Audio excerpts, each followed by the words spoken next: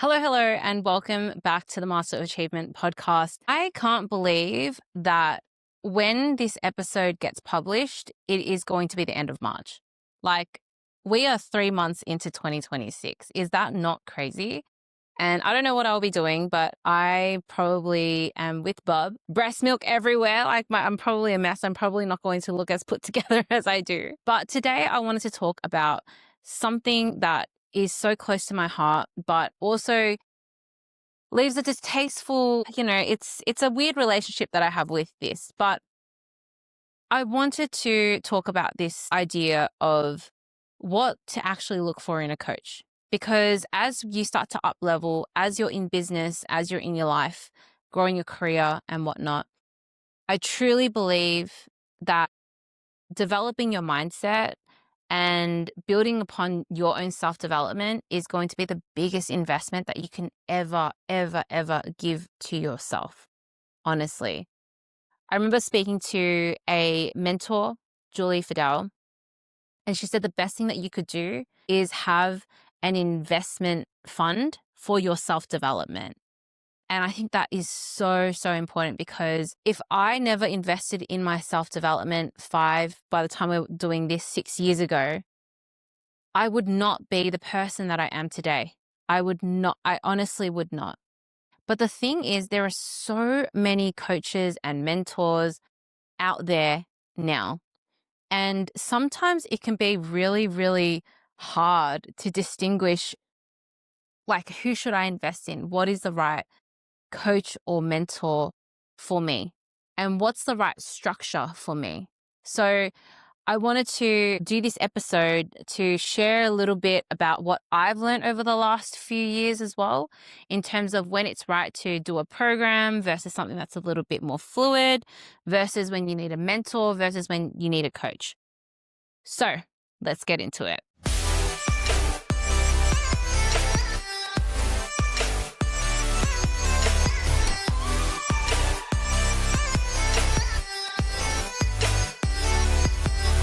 Firstly, what is the difference between a mentor and a coach? So mentors are people who have already been and done what you want to do. And when you're mentoring someone, you're giving them the steps. You're telling them, this is what I did, this is what worked, and this is what you need to do. These are the exact steps so that you can unlock your outcome. A coach is actually someone who questions and challenges your thinking and the way that you do things so that you can get the outcome. So one is a little bit more prescriptive and one is not as prescriptive. So actually, for me, I'm a blend of both. So I'm a blend of mentoring and coaching. I just say coaching because it's easier. We don't want like a long list of whatever it is that I am. But it's always cool to have a blend of both because you don't want to be so over reliant on someone telling you the exact steps of what you need to do without having independent thinking. And you also don't want to have so much like questioning and challenging that you're kind of left to your own devices to figure it out by yourself. So the first thing to distinguish is what is the difference between a mentor or a coach. Secondly, as you enter this self-development world, there are so many things going on. I remember like kind of going to this world and it's so exciting, and because it is, right? You're learning more about yourself. You start off with the books, the podcasts, self-help, all of these things. But you will get to a stage where you need something a lot deeper and a lot more personalized. So I call this the stages of self-development. Initially, you're going to start off being in the research phase. Research phase meaning like reading, listening to a lot of podcasts, really understanding these new concepts that you haven't been introduced to before. And a lot of the things that you're reading or absorbing is very prescriptive. So if you're early in the stage of self-development, then a program, something like a lot more structured, something that is a little bit more prescriptive is perfect for you to understanding all the basis of these things. That's really, really important.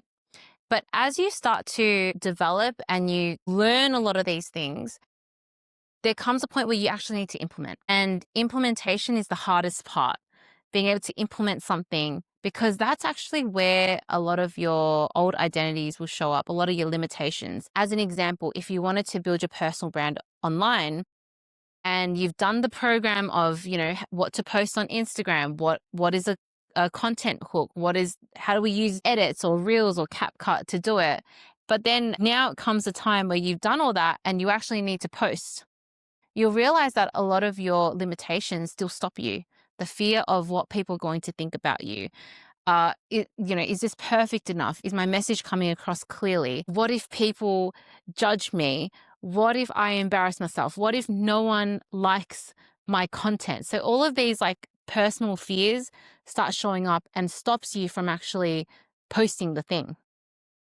I love to have a mentor or a coach in my corner who's a bit more one-on-one to keep me accountable and reframe my mindset in those moments so that I can overcome those fears and those barriers, because those are the actual fears and barriers that are going to stop you from continuing to grow.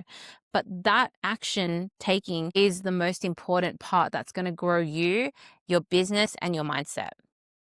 I've been in this space for 6 years now, and I've seen a lot of coaches, a lot of people who start things come and go.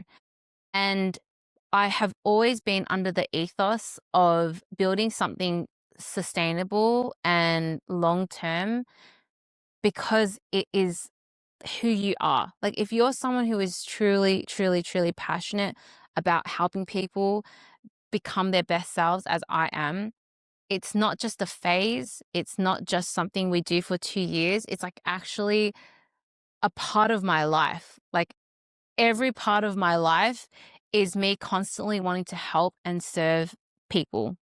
So when I am looking for a coach, I want to work with someone who is actually living out what they preach, because there are so many coaches out there. There are so many mentors out there who are constantly showing up online and they have great marketing. They're like, follow my 5-step framework, follow my this. Here is how I made 10K, 20K, 30K online. Look at my fitness, my body. I've lost this much weight. And they're preaching about having like an expansive mindset and having a rich life. But I truly believe like a really great coach is rich in mind and rich in all areas of life, genuinely. Because if they have a beautiful relationship with themselves, then they should have beautiful relationships with people and the people around them. And I'm not talking about whether they're in a relationship or they're not in a relationship, or whether they have kids or they don't have kids, but I'm talking about the quality of their overall life.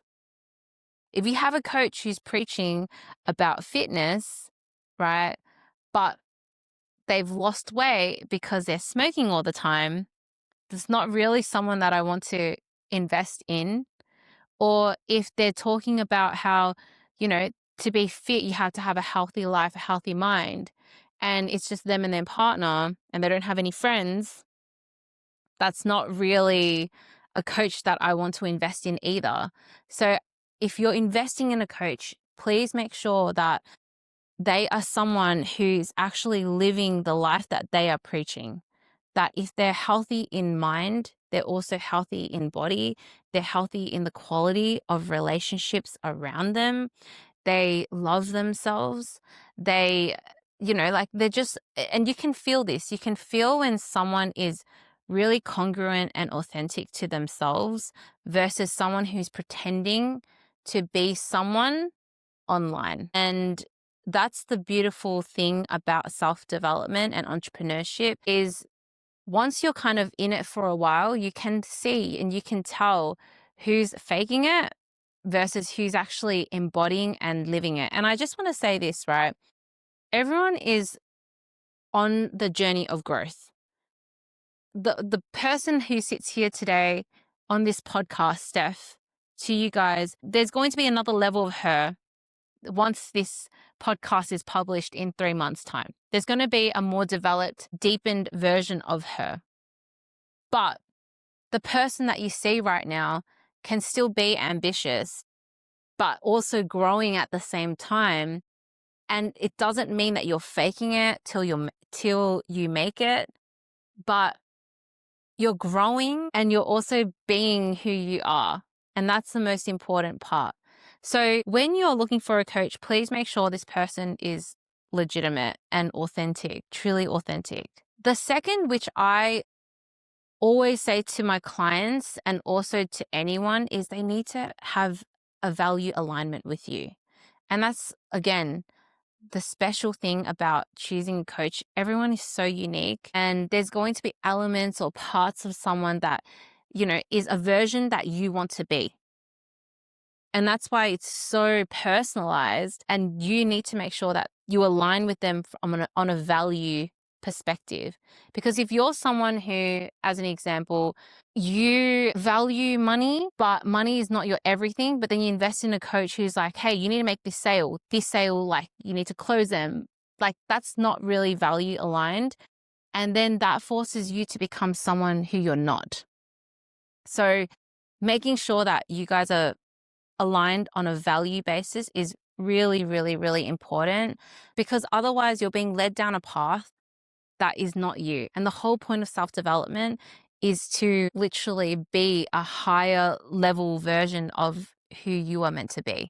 Hey, quick moment before we continue. If this episode is really landing and resonating with you and you realize that you're ready to take that next level, this is your sign. I only take 5 one-on-one coaching clients at a time, and the waiting list for March 2026 is open right now. If you're tired of feeling stuck and disconnected and unfulfilled with your life, and there's so many goals and dreams and things that you want to achieve, if you feel like you're stuck in the same patterns and constantly questioning and doubting yourself, and you're sick of it, you're over it, you want to change, you want to rebuild momentum so that you can have the life, the career, the business, the mindset, the leadership that you deserve, this is your sign. You can join the waiting list at www.stephanienguyen.com.au or click on the link in the show notes below to apply. All right, let's get back to the episode. The third thing that you want to look for in a coach is that they should be able to see that higher, next level version of you that you can't see in yourself. Because if they can see it, it means they know how to get you there, right?